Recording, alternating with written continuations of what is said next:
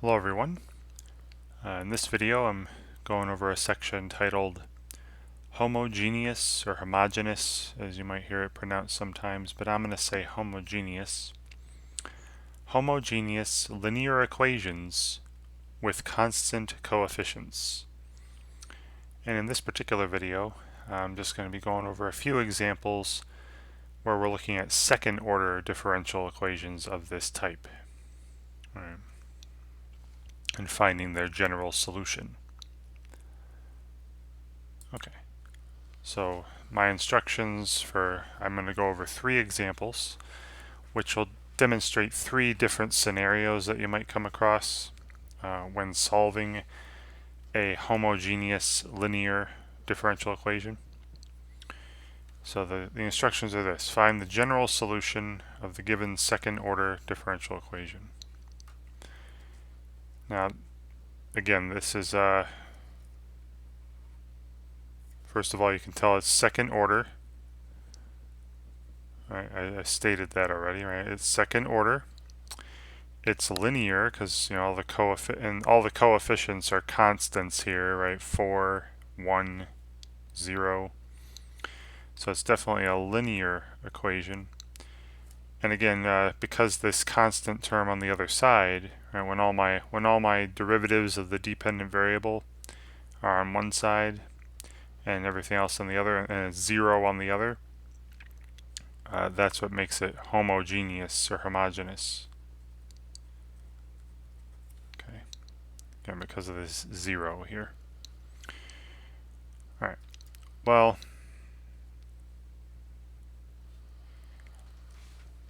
you'll see that a way to approach solving such equations, these linear homogeneous differential equations with constant coefficients. Again, with constant coefficients, I'll do the following.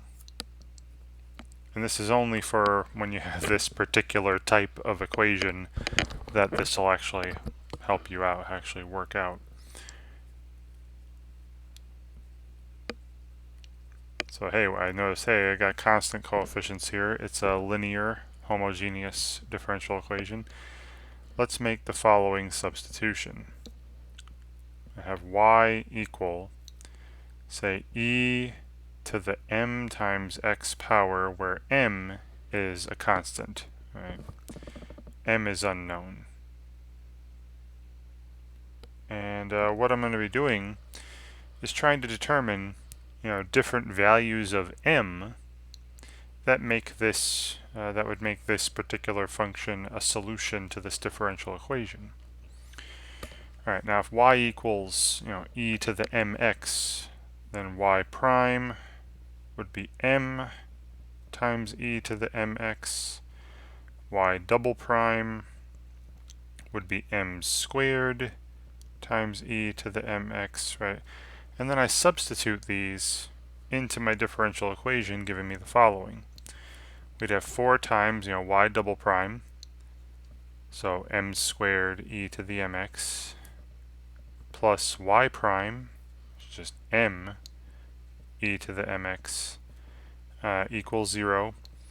And in these linear homogeneous differential equations with constant coefficients, like this, very specific, every single one of these terms, if I make this substitution, will have this e to the mx in common. So I'm going to factor that out.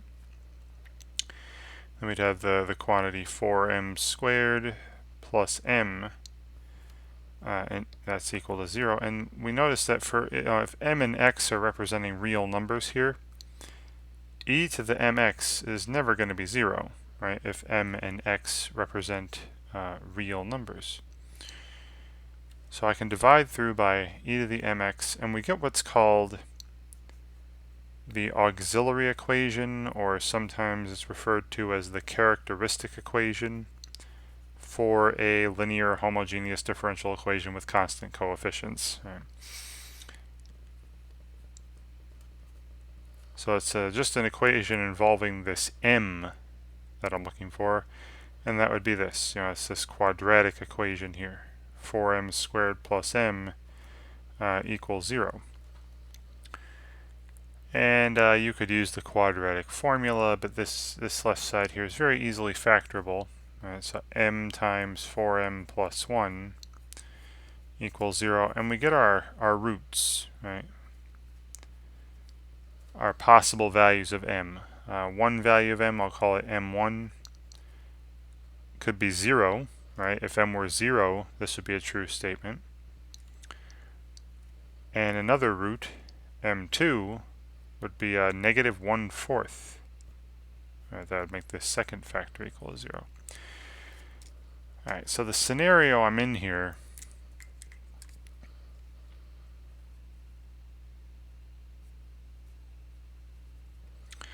is a scenario where the auxiliary equation has two different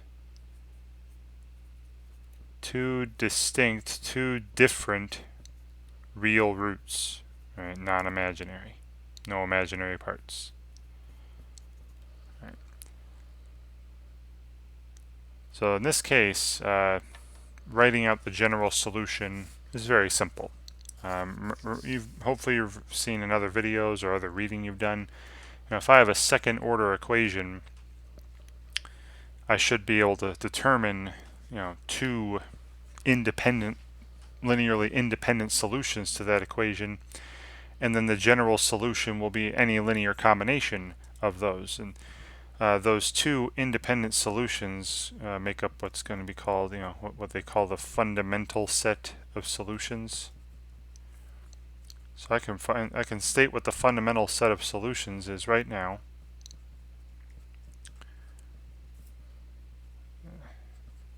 One of them will be e to the 0x, right? These are just possible values of m going into my original substitution here. So y equals e to the 0x, but e to the 0x, that's just 1, right? That's just the number 1. So I'll write that again over here. And e to the negative 1/4 x. And these two solutions, and you can check with the Wronskian, right? Hopefully you've seen other videos on how to determine when two functions are linearly independent over some interval. But you could verify with the Wronskian that these two functions are linearly independent actually over the entire real number line. And now that I have found two linearly independent solutions to my my second order equation, we can then state the general solution through superposition. Right? So therefore the general solution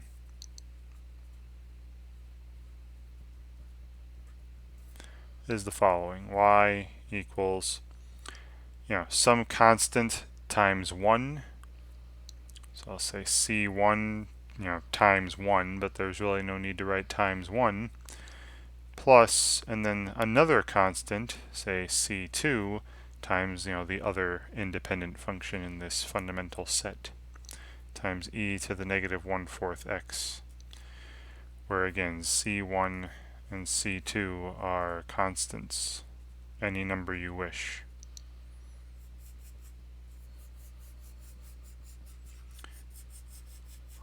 Right, and you could easily verify that this is any function that looks like this is a solution to our differential equation here. Just take the derivative, the second derivative, plug them in, and you will definitely see that 0 equals 0. You can easily verify that this is our a two-parameter family of solutions to this equation. Alright, and again, you can replace c1 and c2 with any constants. So y equals 0 is a solution. Y equals 1 plus e to the negative 1/4 x is a solution. Y equals negative 10 plus 5 times e to the negative 1/4 x is a solution, whatever. Alright, for any constants c1 and c2. Alright. So to recap here, this first example, this is the first case I went over here, is when all the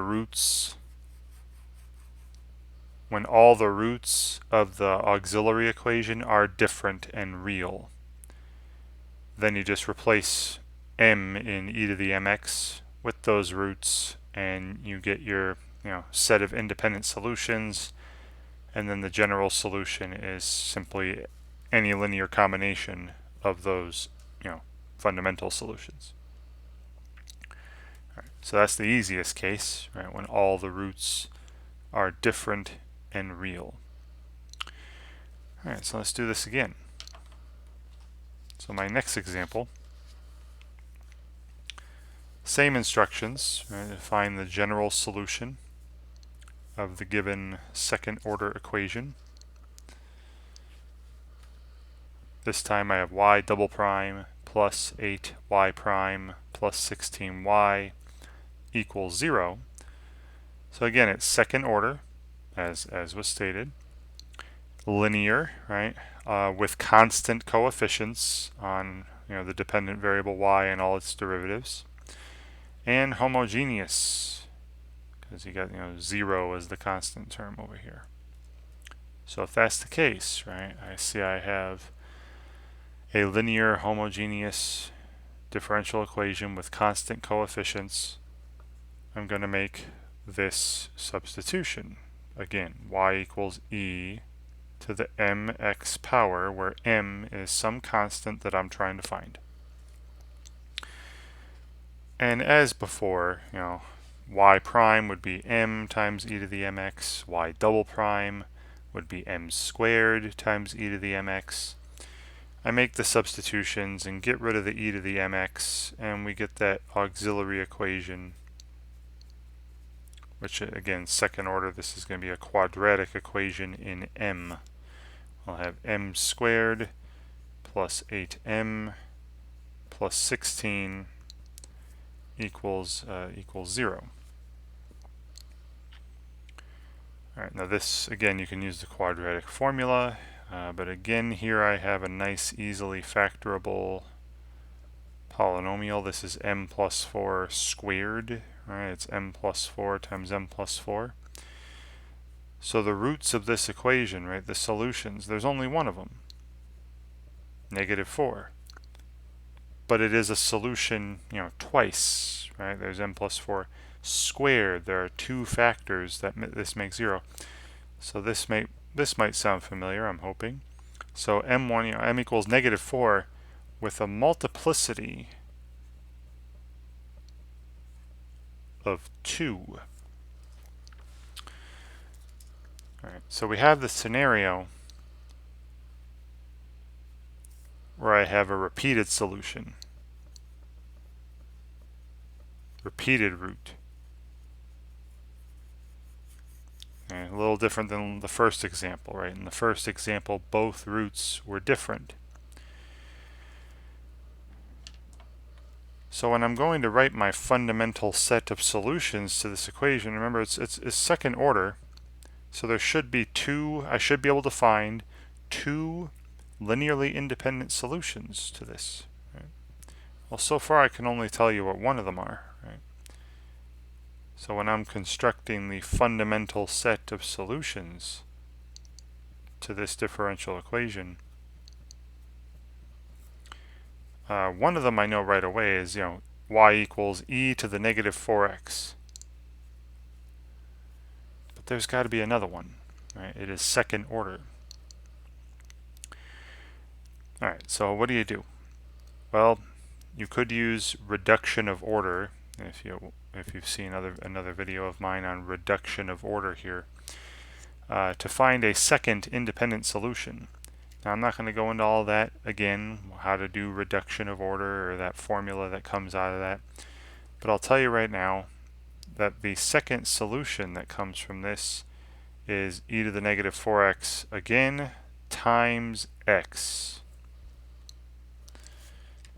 Alright, and again, you can obtain this using reduction of order.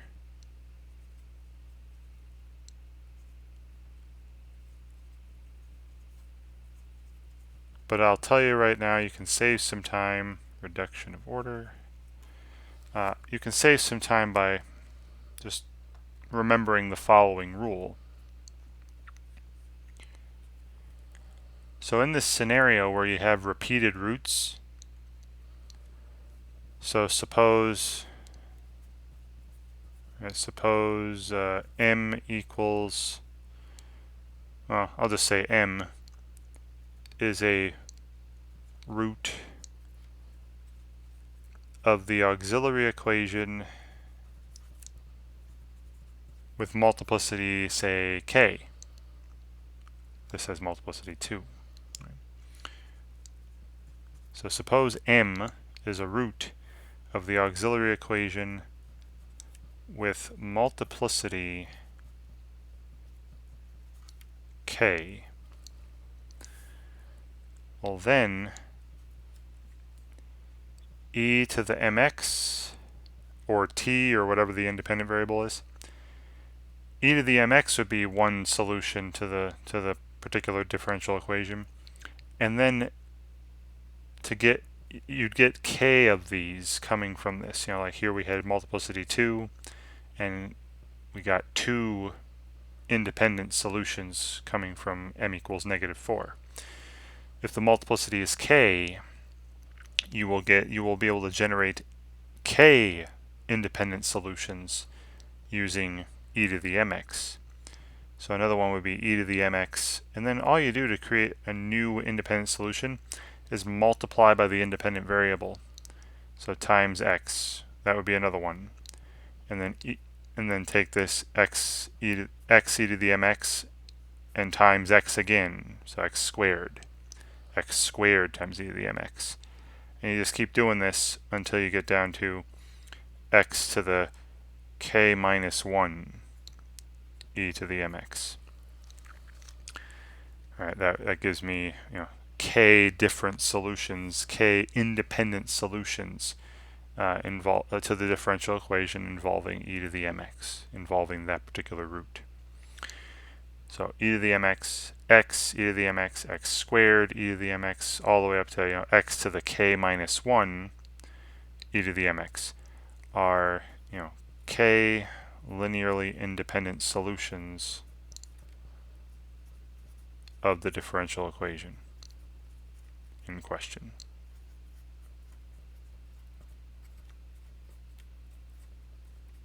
Okay. So again, that's if you remember that rule, if you remember this little guideline here, then you won't have to use reduction of order or any lengthy method to find other independent solutions.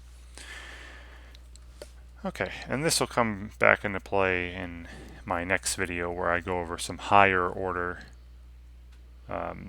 linear homogeneous differential equations with constant coefficients.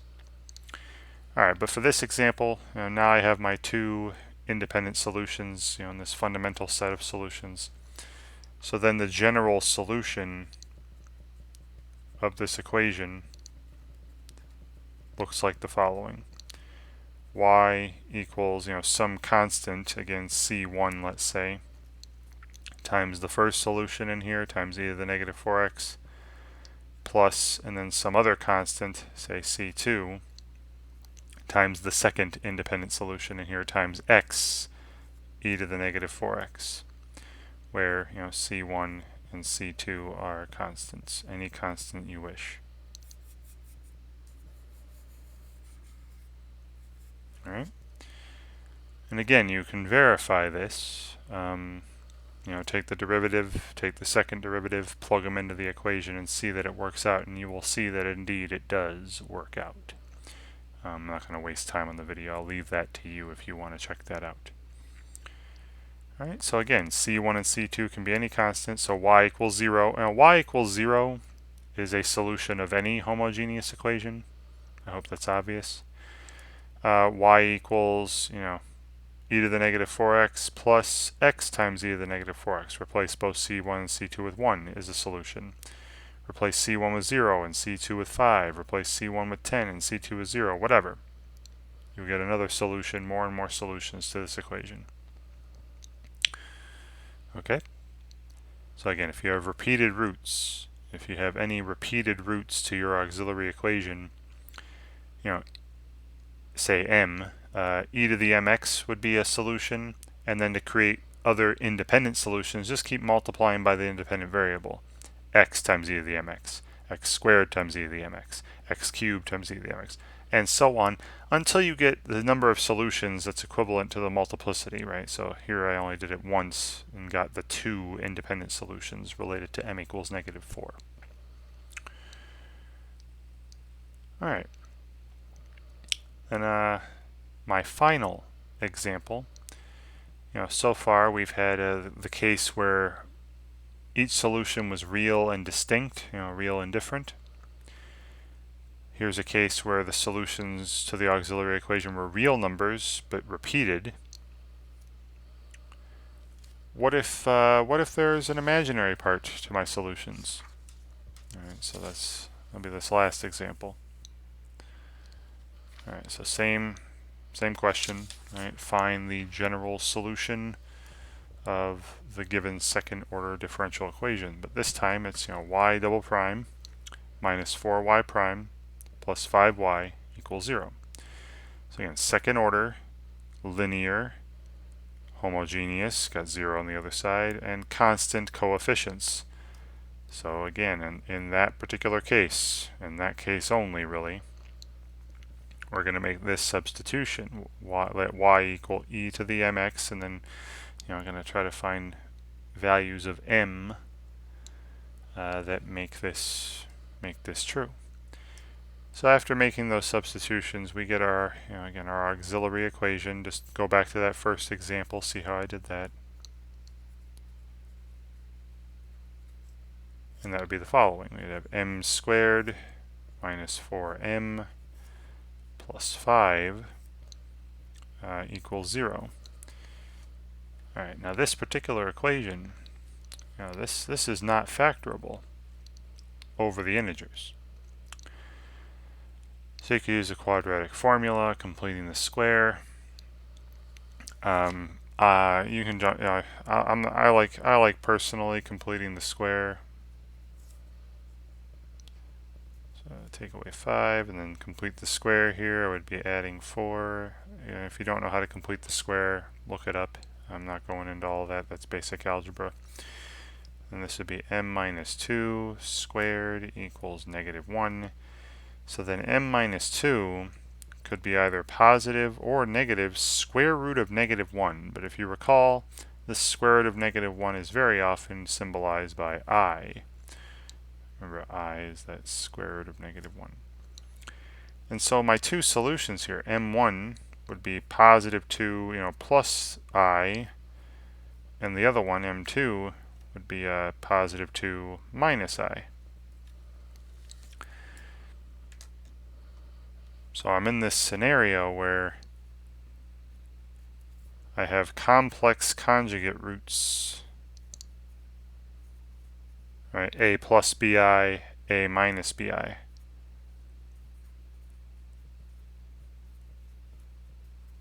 Complex conjugate roots.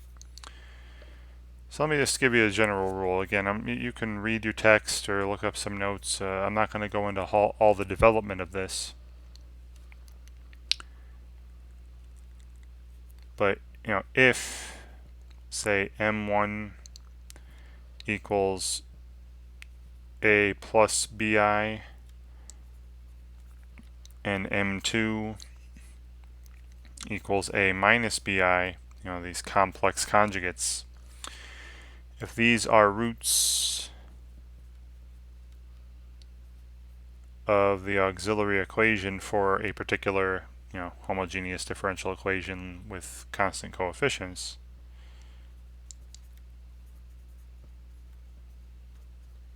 so if a plus bi, a minus bi are roots,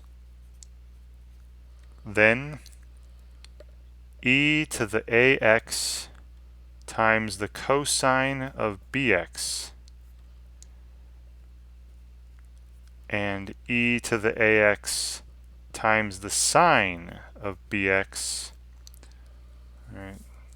So again, these are coming from if you go and look up something called Euler's formula, you'll see something about e to the I theta equals cosine theta plus I sine theta.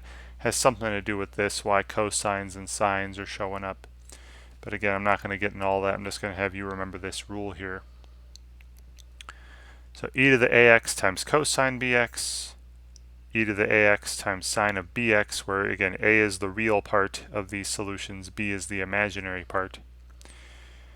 These are going to be two linearly independent solutions of our differential equation. And again, you can verify that with Wronskians or whatever. Right? I'm not going into all that.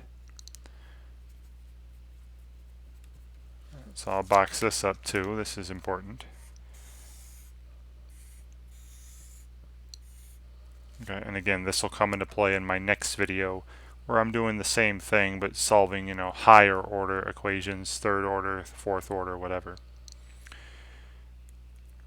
Alright, so for instance here, right, in my example here, I have complex conjugate roots. The value of A is 2.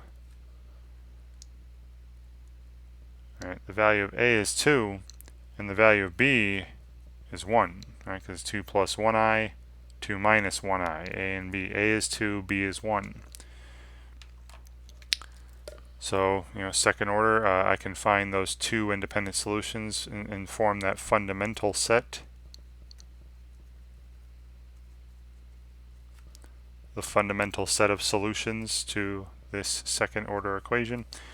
One solution would be e to the 2x, right? That e to the ax times the cosine of 1x, so the cosine of x.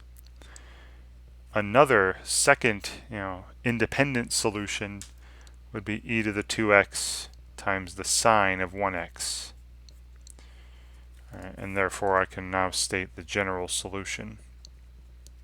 Right, the general solution is just any linear combination of your fundamental solutions.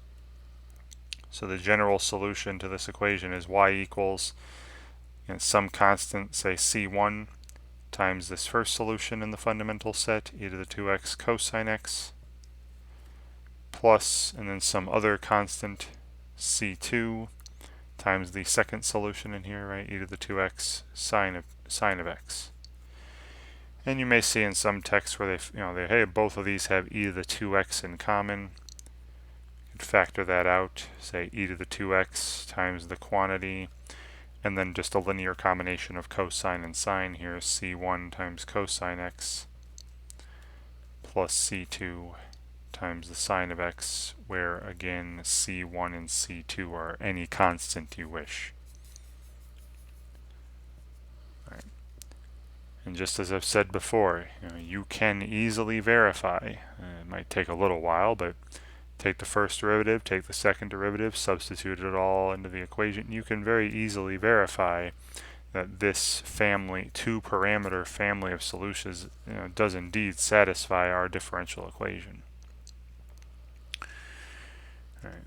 But again, the important thing to remember here is that if you end up with complex conjugate roots, you end up with, that'll lead you to two linearly independent solutions, e to the ax cosine bx, and then the other one, e to the ax sine bx, right, if your conjugate solutions are a plus bi, a minus bi. So you have to know what the a and the b are. And then you can combine this too with the previous case. If you have complex conjugate roots with multiplicities higher than 1, then you just have these and then these times x squared, these times x cubed, right? Depending on the multiplicity of the roots. But yeah, so I don't have an example like that. But so we've gone over 3 very important cases here. One where all the roots are different and real. One where roots have multiplicities higher than 1. You just basically keep multiplying by x until you get enough independent solutions. A number of independent solutions equivalent to the multiplicity of that root. And then the complex conjugate roots where you get these, e's and cosines, e's and sines. Great. So hopefully watching me do these few examples help you out when you're working on problems similar to this, solving second order linear homogeneous differential equations with constant coefficients. And thank you very much for watching.